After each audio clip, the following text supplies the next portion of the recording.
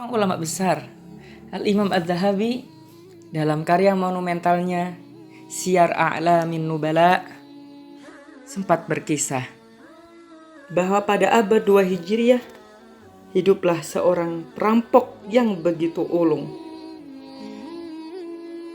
Ia biasa merampok di daerah Abu Wada dan Sirjis.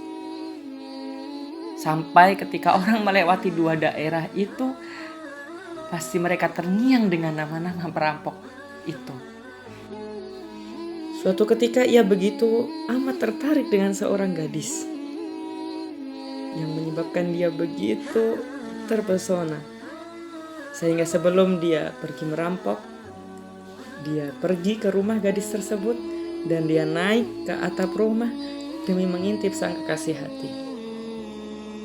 Namun tatkala ia mulai naik ke atap rumah, ia mendengar suara dari dalam rumah sang gadis.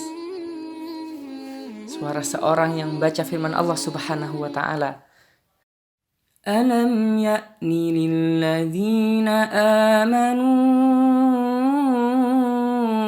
an takhsha'a qulubuhum li dzikrillah.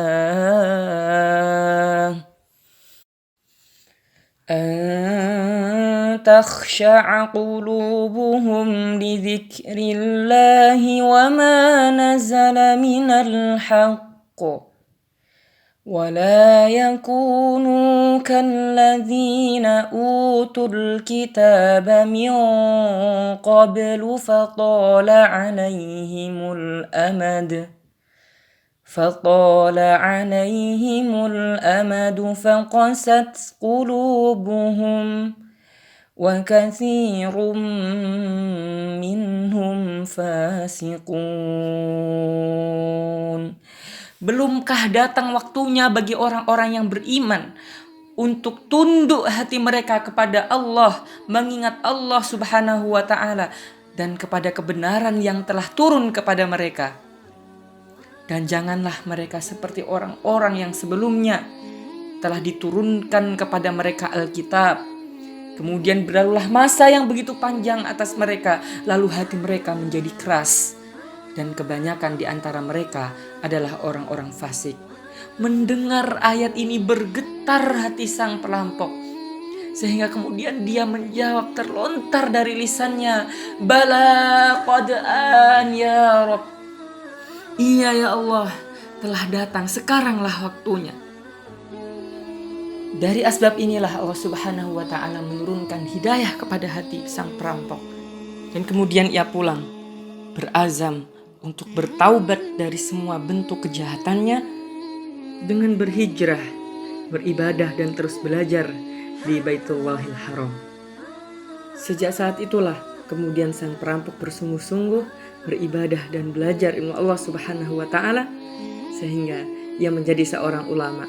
Bukan ulama biasa, tetapi ulama yang menjadi guru dari para ulama besar sekelas Al-Imam Asy-Syafi'i rahimahullah, Imam Ibnul Mubarak, Imam Ibnu Uyainah, dan begitu banyak ulama lain yang dikader, dilahirkan dari tangan beliau.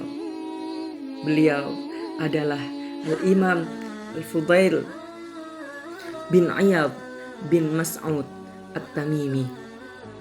Jika seorang perampok besar saja lembut hatinya, turun hidayah Allah Subhanahu wa ta'ala karena mendengarkan ayat Allah, maka kita senantiasa berharap bahwa dengan firman-firman Allah yang setiap hari kita baca, Allah bisa menurunkan kepada kita hidayahnya dan menjadi asbab pertolongan Allah Subhanahu wa ta'ala.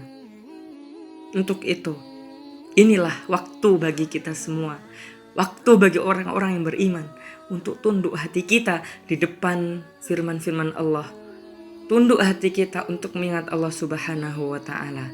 Adapun urusan futuh, urusan hidayah, kita pasrahkan semuanya di tangan Allah Subhanahu wa ta'ala.